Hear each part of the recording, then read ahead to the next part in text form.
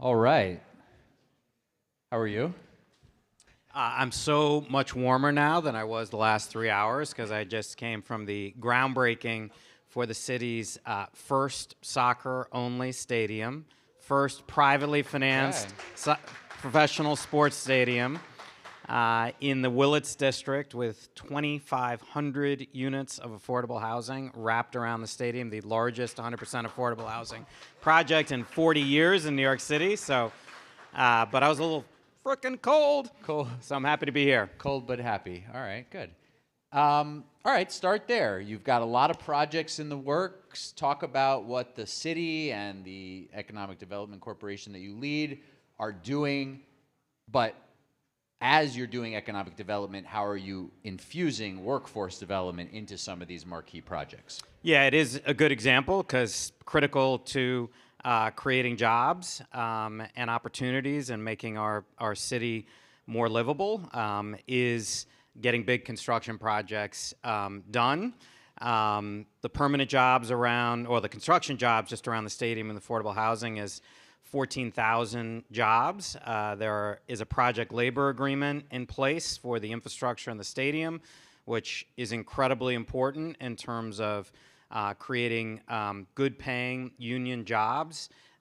There is enormous work this administration has gotten done partnering with BCTC on 50 billion plus of PLAs, but with really important protections and opportunities for local workers trying to break into the union and for MWBE contractors. So both of those pieces are critically important. Housing is obviously critically important part of the equation for New York City's future. You know, we're at an all-time high for jobs right now in New York City. We have the highest workforce participation rate in the city's history since they started tracking it in 1976. 1 in 8 businesses in New York started in the last 12 months, speaking to the strength of our small business community. But if we don't get housing right, we're going to have a real problem, and we're going to lose too many working class New Yorkers who just can't afford to be here. And so to create the kind of equitable, vibrant city we need to build more. Were you going to continue? I could go on and on, but I'll let you throw in another question. All right. So let me touch on a couple of things you just mentioned, though. You mentioned a very low unemployment rate, a very high labor participation rate, but there are still challenges in the local economy, especially for New Yorkers, New Yorkers living in poverty, New Yorkers coming out of the local school system, New Yorkers who don't have a college degree.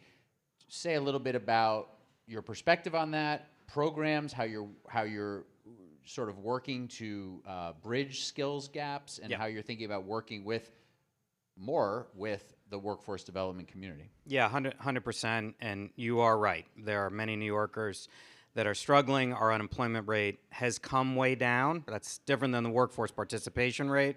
Workforce participation rate is those who are employed and those who are looking for jobs. So that is a very important signal after a couple of years post-COVID where a lot of New Yorkers checked out, just were not engaged in even looking for work. They are looking for work again, and so that is a positive. Our unemployment rate has come down. It needs to come down farther. And there is a gap between where black and brown New Yorkers are, particularly black New Yorkers and white New Yorkers, and that gap is unacceptably high, and we've got to bring that down further. So outside of building big projects and investing, which we do a lot of, how do we do workforce development? I'm really proud that EDC is doing more in the workforce development space than we have ever done in its 30-year history. A lot of that is due to Mayor Adams and the first Deputy Mayor Maria Torres Springer, and frankly, my own experience at figuring out community-based workforce development projects at the Brooklyn Navy Yard in Industry City before I came into this job. So there are 3 main buckets that we do to advance our work, all in collaboration with the Mayor's Office of Talent, led by Abby Jo Siegel, so very well coordinated. One is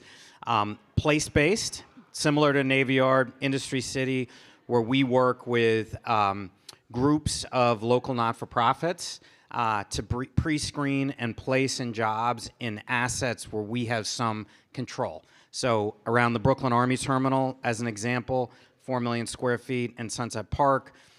We work with SBIDC. We work with the Workforce One Center there. There is now an RFP out for a new Workforce One operator. We have an opportunity to partner with SBS to create an even more robust coalition of not-for-profits working with us there to create on-ramps into the industrial and manufacturing jobs, particularly in the green economy, since we're going to be creating a climate innovation hub through a $100 million investment there. If any of you have been to New Lab at the Brooklyn Navy Yard, it's an extraordinary facility, has cranked out scores and scores of startups and tech companies in the green space. We need the New Lab times 50 in New York. The Climate Innovation Hub will be a step in the right direction. What it'll have that New Lab didn't have enough of is workforce development built into it at the beginning. We're doing the same thing up at Hunts Point, where we have a significant number of assets. We're doing the same thing in East New York, where we're partnering with the MTA on an over $500 million renovation to the subway stations there. There are 5 different subways, 6 different bus lines. The LIR all come through East New York. It's been massively underinvested in. We're investing heavily, including creating a network of local not-for-profits to work together to make sure that people are placed in good-paying jobs or trained up to get those jobs. So that's strategy number 1, place-based. Number 2 is creating pathways through DOE and CUNY into the high-wage, high-growth sectors that EDC has focused on. So, you go back to 2008, there were pretty much no tech jobs in New York City. They're now over 350,000. It's 8% of all of our jobs. That's because of a lot of the work that EDC did. We're doing the same with life sciences now, the same with the green economy. We have 120,000 green economy jobs. Today, we think we can take it to 400,000 by 2040. But we need to create pathways into those jobs. Critical to doing that is working with DOE and CUNY. The best example there is our Spark project, which is a full city block at 25th and First Avenue, a Hunter Nursing School that's been falling down for 20 years. The plan when we came into office 3 years ago was to turn it into a sanitation depot. We thought we could do better than that. We came up with an idea, since this was in the heart of our life sciences Kips Bay district. How can we bring academia and industry together to create pathways into those jobs? That resulted in, a year later, so 2 years ago, announcing $1 billion commitment from the mayor and the governor, $500 million each, to bring 3 CUNY schools there, a 2-year, a 4-year, and a graduate school, all focused on public health and biotech careers, plus a STEM high school. That'll be on half of the campus. The other half of the campus will be private industry biotech. We have gone through a master planning process. We're going to get approved by ULURP in February. We're going to break ground this summer on the public side of the campus, put out an RFP for the private side. We've created a workforce task force just around Spark. So we're already working closely with DOE and with CUNY, the 3 schools, on career pathways into healthcare and life sciences jobs. But we've brought together a whole coalitions of groups, from not-for-profits to labor, to help us really crack the code and bring people into those jobs. So that's strategy number 2. Strategy number 3 is what we're sitting in. Regional hubs that really focus on training folks for the jobs of the future. Civic Hall is an EDC project that goes back 10 years. And what you will find here are training programs in data, in AI, in every cutting edge sector, creating a lot of opportunity for local school kids to get into those career pathways. Thank you. I was trying to think to myself, do I need to know what number 3 is in case you have a moment where you've gotten the first 2 and then you didn't get the third one? But it has happened. You didn't have that moment. I haven't seen you have a moment like that, so I'm just joking. But sitting in Civic Hall reminds me, I'm glad you brought that up, because it reminds me, having covered a lot of the debate over Civic Hall and the use of space and the negotiations around it, and we get into that on so many projects. But from your perspective, because you also had you've had some bruising battles on this front around Industry City, but there is a lot happening. And will you say something? I don't know if this is a post-COVID thing. I don't know if it's. I want your perspective on it.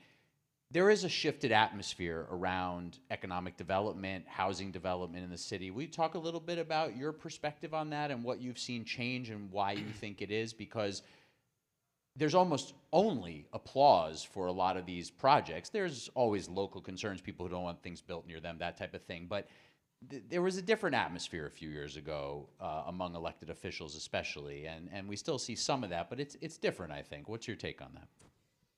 Yeah, there is a shifted attitude, I think, and some of that is the trials and tribulations we went through with COVID, and understanding that you can't have a thriving city without a growing city. That we have to build housing, and we have to do it everywhere. Part of that, frankly, was the reason I think that Mayor Adams got elected. It was around public safety and around growing our economy, and New Yorkers responded to that. City council members, to their credit, have stepped up in many cases to partner. They always have strong, and in most cases, good ideas about how projects can be improved. Certainly Carlina Rivera, as the council member on this project, had very strong opinions, and that resulted, I think, in some excellent community partnerships that came out of that. We're seeing the same thing with Keith Powers on the Spark project, with Francisco Moya on the Willets Point project. We're going through another massive one right now at the Brooklyn Marine Terminal, 120 acres on the Brooklyn waterfront, which for 40 years mayors have been trying to get control of. It was controlled by the Port Authority, primarily by the Port Authority of New York and New Jersey, through a completely dysfunctional and unworkable tri-party agreement between the city, state, and the Port Authority. The Port Authority had no interest in the land there because their primary focus is bringing container terminals into New Jersey and distributing those goods throughout the city, primarily by truck, which, by the way, causes $20 billion of negative economic impact because of the traffic it causes, creates tremendous health problems in our neighborhoods, asthma problems. Credit to this mayor, this first deputy mayor, to this EDC, in figuring out a deal with the city and the state and the Port Authority, where essentially we swapped plots of land. We're turning over 300 acres in Staten Island, closer to where they have their container terminal operations in New Jersey. City gets control of 120 acres on the Brooklyn waterfront. On a project that size, one, it's extraordinary, the opportunity. Two, there's going to be conflict and headbanging along the way about what goes there. We have been clear from the start that we want to create a modern all-electric port to bring in specialty goods, particularly food, east of the Hudson, get it directly into the 5 boroughs, primarily get it off of container ships and onto barges directly up to Hunts Point so the goods don't come into New Jersey, go into cold storage, get on a truck, go to the Bronx, get processed, go out by a truck. You cut out many, many truck trips. You also create important food security.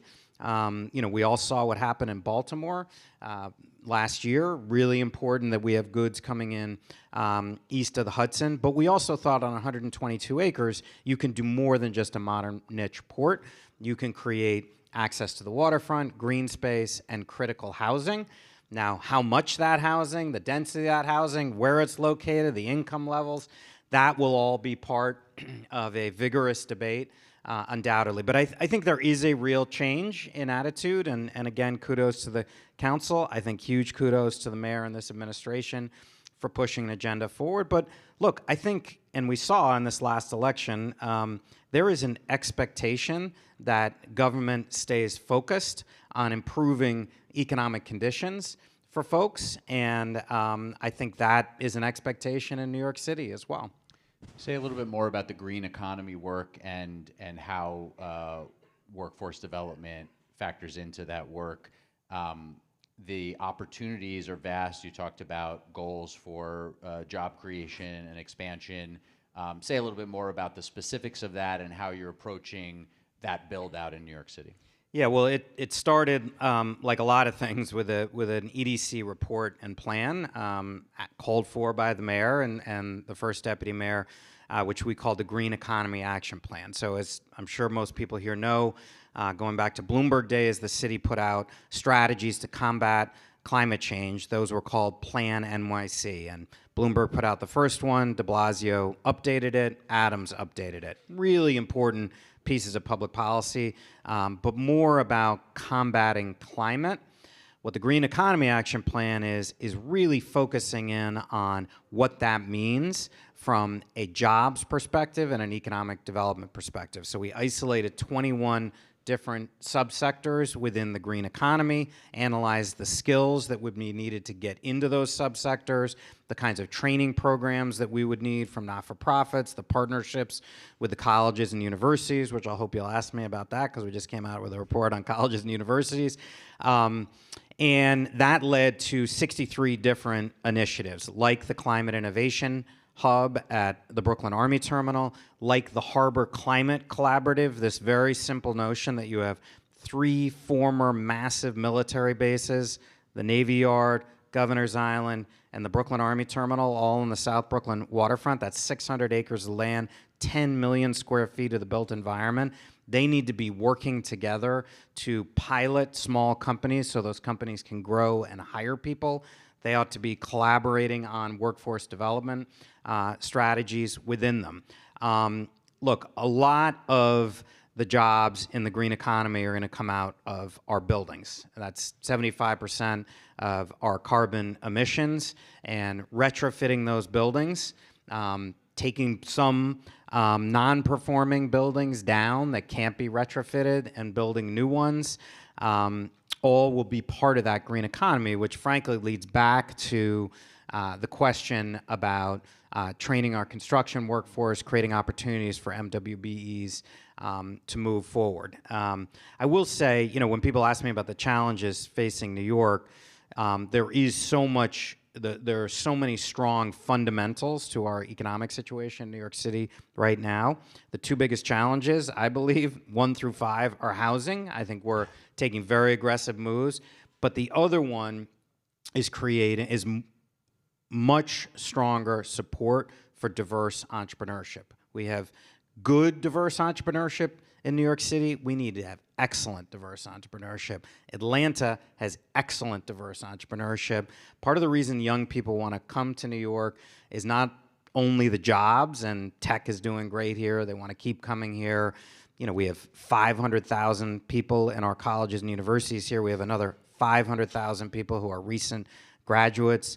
But they also want to come here because of the diversity of leadership here, the diversity of culture here. We need to do more to support diverse entrepreneurship. Part of that is MWBE work.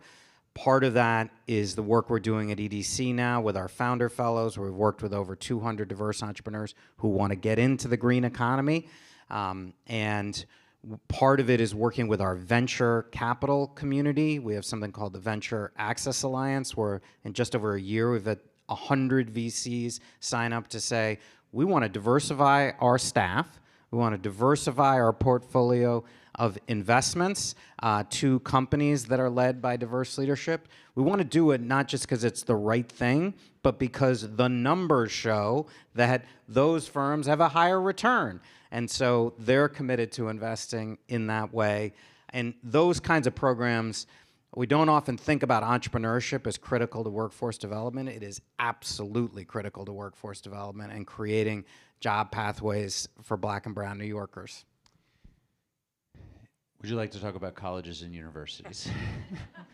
I kind of blew my lead, but we did just come out with a report, and people don't always think about New York City as a college town, but it is a college town. There are more people in colleges and universities than live in the city of Boston, Atlanta, Pittsburgh. It is incredibly impressive. 500,000 students here. And while a lot of colleges and universities did suffer a decrease in enrollment during COVID and post-COVID. That is starting to come back. CUNY just announced that enrollment is up in community colleges, which is a very, very good sign for the city. Community colleges are so critical to the backbone of New York City and to equity and opportunity in New York City. But you also see colleges and universities flocking to New York. Vanderbilt recently announced they're building a whole new campus here. Northeastern just acquired Marymount College to have another campus here. You see collaborations at the Climate Exchange where international schools like Oxford and national schools like Georgia Tech and Duke are coming to partner with SUNY Stony Brook and Pratt and other local schools to fight climate change. We are likely to have a collaboration of universities involved with our Climate Innovation Hub. Cornell Tech, one of the great moves made by the Bloomberg administration to really make New York City more of a tech town, has been very open that they're looking at a major expansion. All of these are very, very positive signs about the direction of New York City and the key role that academia can play in our economy, which is the other thing we highlighted, $35 billion a year of economic impact. $35 billion a year of economic impact. That compares to about $90 billion for tech, about $11 billion for life sciences. So it just speaks to the strength of that sector. Say a little bit more about the city's evolving economy, the evolving workforce coming in the sort of post-COVID reset. There was a lot of discussion and planning and some initiatives underway about obviously shifting office to residential in some buildings and projects. But with the growth of hybrid work and work from home, there's people who can work anywhere they want in the world, and they are coming to live in New York City and working for companies that might not be based in New York City, but they want to live. There's a lot of different trends that have been happening. What's your perspective on that, and how does it impact workforce needs, workforce retention, issues that New York City needs to be worried about? Obviously, housing costs, you mentioned, but issues that New York City needs to be worried about in terms of attracting and retaining the workforce and talent. So there's obviously been a retrenchment in tech over the last year or so. You've seen far fewer jobs lost in New York City than you have in other cities like San Francisco. Why? Because company after company, when they survey their workforce across the country, across the globe, and they're asked where would they like to work out of, overwhelmingly New York City comes out on top. I'll say Atlanta is a very high ranking as well. So I think New York City is very well positioned there. Certainly the whole work from home phenomenon is something that we are all still adjusting to. And part of the new New York report that the mayor and the governor put out with EDC's support about a year into Mayor Adams' administration, called for a real focus on live, work, learn, and play districts in every part of the city, and that the days of 100% office downtowns or clusters like Midtown are over. Great international cities are ones that are going to pivot so that every neighborhood has that mixture of uses. And that really speaks to a lot of the work that we have going on now with office conversions, with creating more green space in Midtown, with focusing on transit-rich neighborhoods like East New York and Brooklyn, or Jamaica and Queens, or Morris Park in the Bronx. One of the most impactful things that have happened or is happening right now, EDC doesn't really have anything to do with, the MTA does, which is bringing 4 new Metro North stops down the spine of Brooklyn. That is going to be a game changer for getting people in and out of those neighborhoods, getting them to jobs, bringing industry there. What's also interesting that we're seeing with a lot of big tech, and particularly with the AI world that is starting to explode here, companies like OpenAI that just opened an office in the Puck Building, 90,000 square feet, is that over and over again we hear for those tech companies that they and the workers want to be in person more. That is where a lot of the combining of interpersonal connection and talent and computers happens, not people sitting in their apartment at home. And I think that's why you see that New York City has one of the highest return to work percentages of any other big city that we pay attention to at EDC. I thought it was because our apartments are too small. that could be a part. Yeah.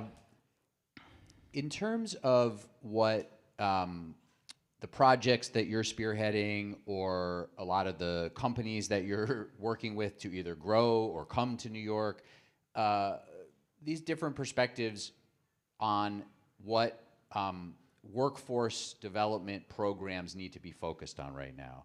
If you're a provider, are there changes in recent years that people should be thinking about? I was saying earlier when I was talking with Kathy Wild about, we've been hearing for quite a few years now that there's been this idea to shift more towards sort of soft skills, and that employers are really interested and focused and want people who are sort of workplace ready, critical thinking, collaboration, those types of skills. And it's not necessarily about being totally trained for the workplace in the harder skills, because that's easier to do once you bring someone in who you think is a talented person.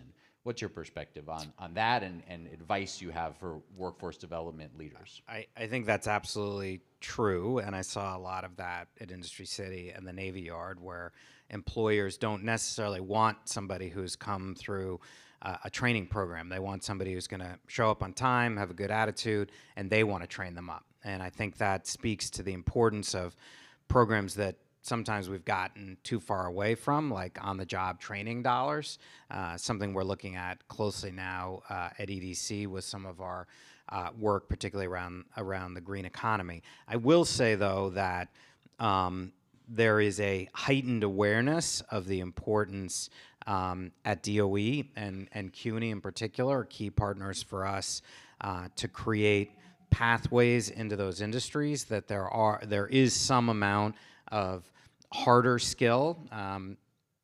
The word vocational training at some level is really important. And I would say the other thing that's really important, I wasn't particularly a good classroom student. I really wasn't. I'm dyslexic. The way I learned the best was on the job and experientially. And we are really leaning hard into that, into internships. We've now had 1,000 CUNY and SUNY students go through our life sciences internship program. We are launching a new internship program with AI companies in partnership with CUNY. I think it's really critical that students get a glimpse at those work environments early on, high school, certainly in college, to get them inspired about the kinds of careers they can have. So there's job creation, there's workforce development, but on the question of economic mobility, you might have gotten at your main answer to this already about entrepreneurship, but I don't know if there's anything you want to add on this issue, where there can be efforts that an entity like EDC can help spearhead to help ensure there's more economic mobility opportunities for New Yorkers. Other thoughts to add on that?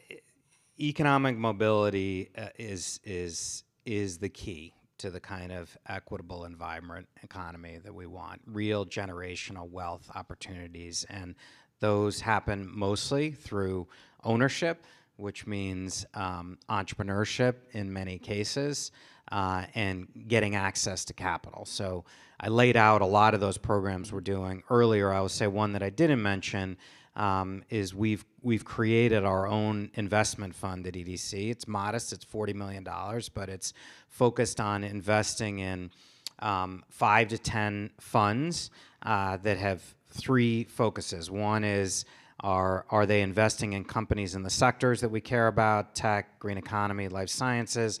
Are they focused on investing in companies that are based in New York City? And are they focused on diverse entrepreneurship? And we've just awarded the first 5, I think, of those investments. I think we have 4 or 5 more to go. But we need more wealth-creating opportunities like that. Our Founding Fellows program is another example where, in addition to providing technical assistance for diverse entrepreneurs with real estate, with HR support, with their own outreach to VCs, that often leads to investment from VCs. We're in our last couple of minutes here, so zooming out a little bit, there's going to be a new president, a new administration. There's been massive packages passed at the federal level over the last several years, but only a portion of that money is out the door. There could be efforts to roll back some of that, infrastructure funding, green economy funding. What are you most concerned about there, hopeful about there? How does EDC factor into that, and working with city partners to apply for federal grants and other things? How do you foresee what could happen in a changing federal government landscape? Yeah, I mean, having been around for a minute, like 30 years in economic development, I've seen, Republican presidents, Democratic presidents. Generally, this isn't always the case, but generally there is a recognition in the White House and in Congress about the importance of New York City as an economic engine for the country. Our metro area is the 10th largest economy in the world. And it is very hard to have success elsewhere if the New York machine and economic engine is not running well. And it is running very well right now. You're absolutely right. There have been more federal dollars at play than in my career in economic development and at any one time. New York City has been more successful under this mayor at securing federal dollars, well over $1 billion just in the last year and a half. And a lot of that has been very important coordination between the various different agencies that want to go after those dollars.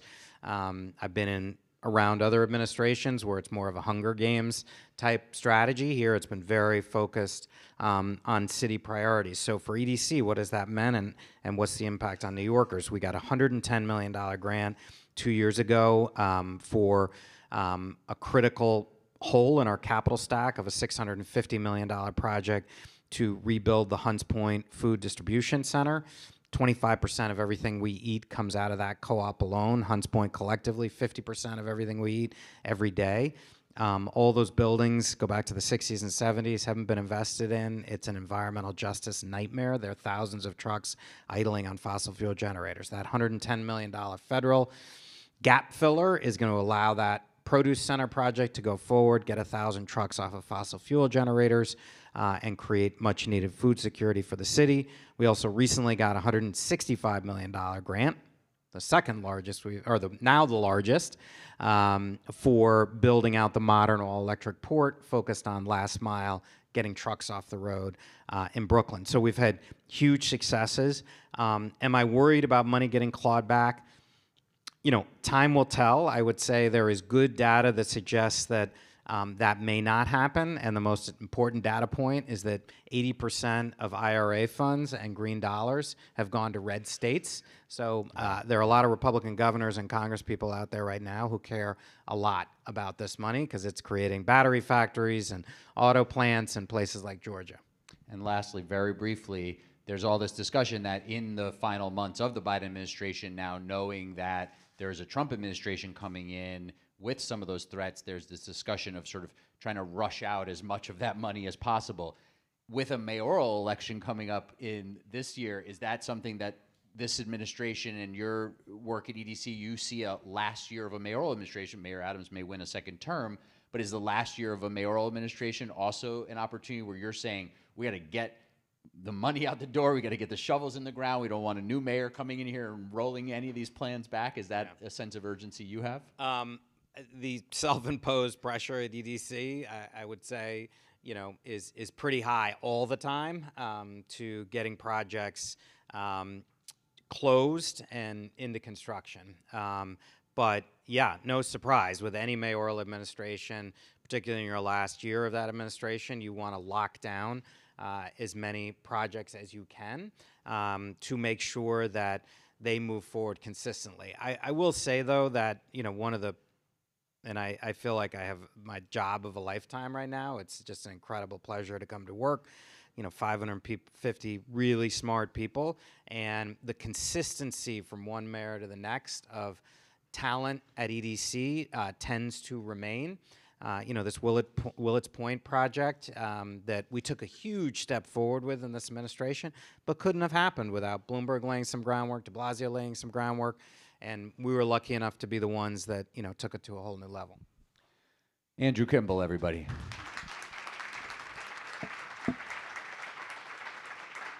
And thanks for having me as well, and thanks for being here for this final conversation.